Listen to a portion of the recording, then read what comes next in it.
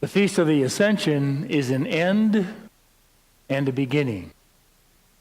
It's the end of Jesus' life here on earth in human form, and it's the beginning of the apostles' life and all his followers without his physical human form presence.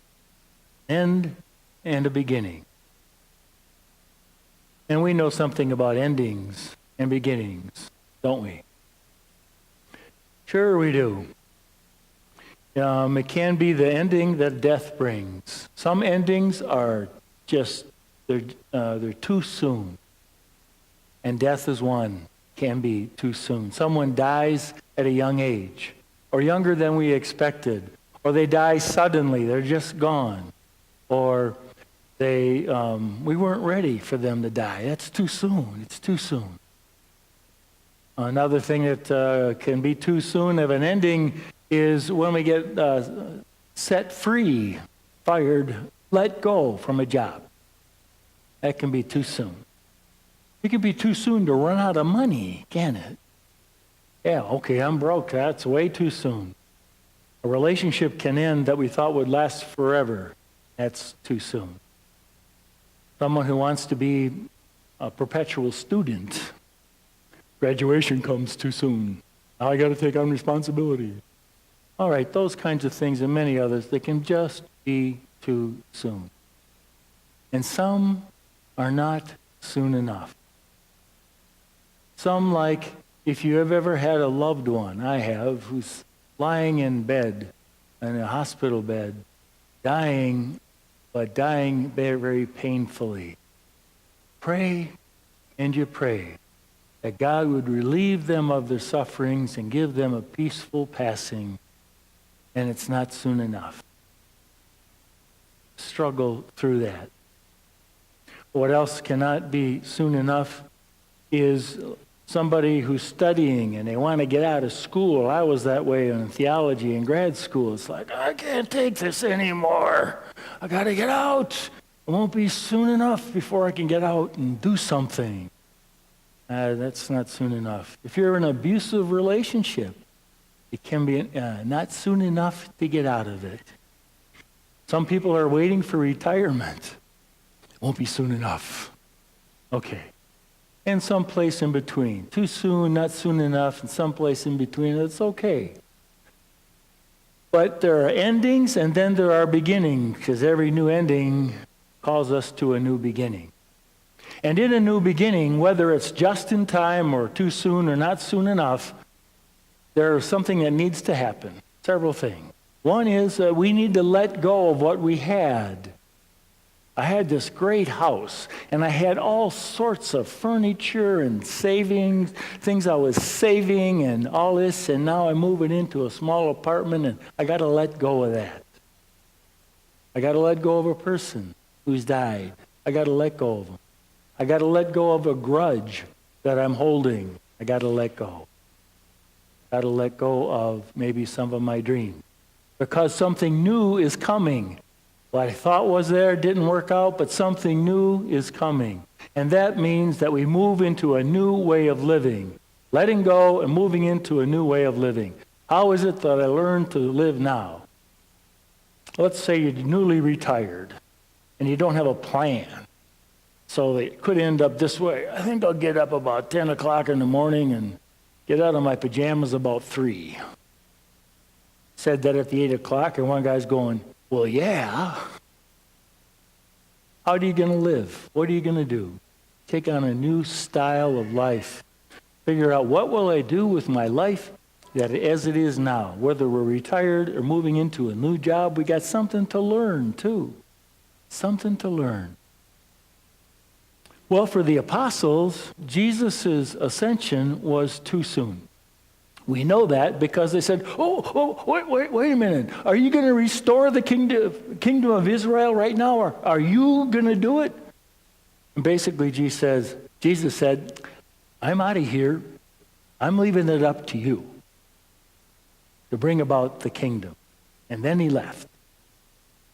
Boy, that was kind of a shock to them. Because Jesus knew that anything short of the ascension would have the apostles looking to him and depending upon him for something that they needed to be doing.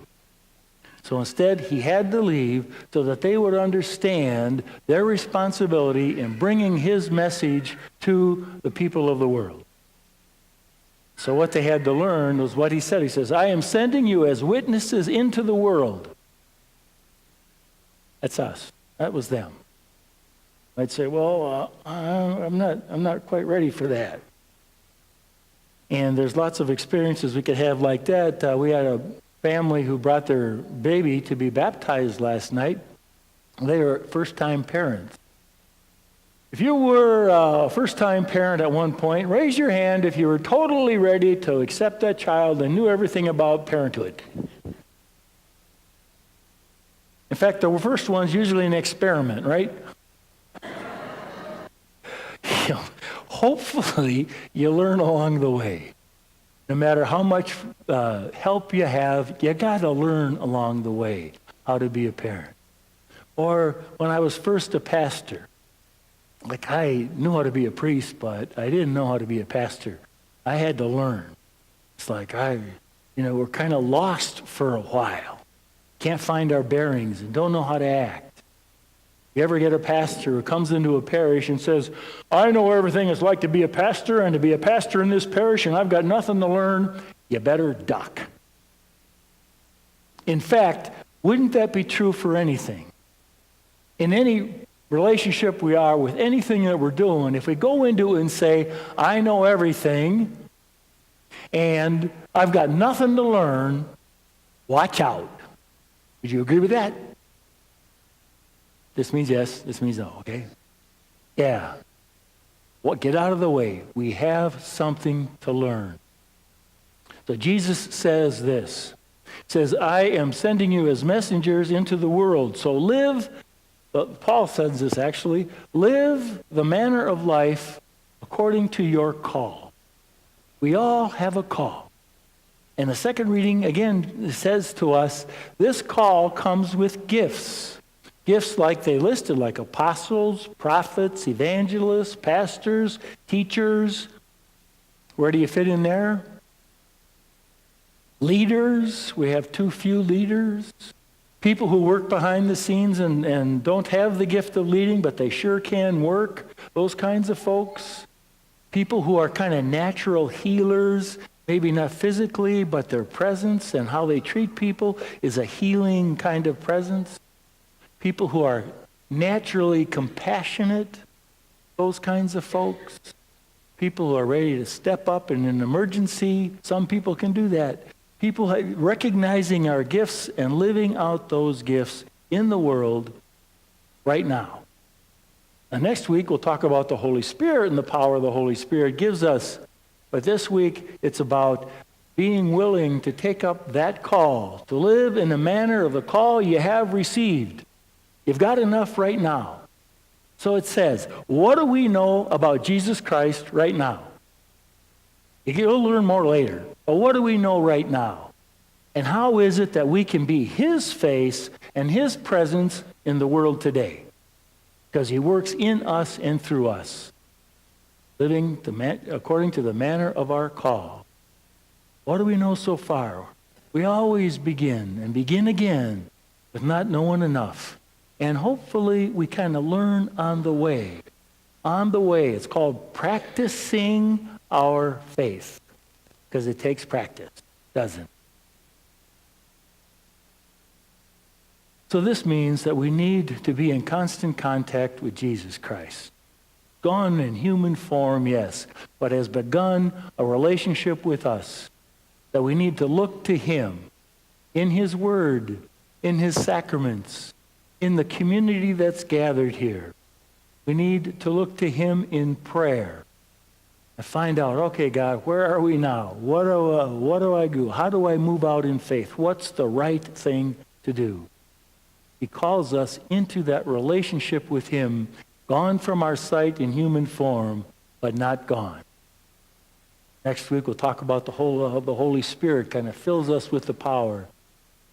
And now we think, well, He sent me, he sent all of us on our way to do what we can do today, to live the gifts that we have received, so that we too can stand up and proclaim the presence of Jesus. We don't need a soapbox.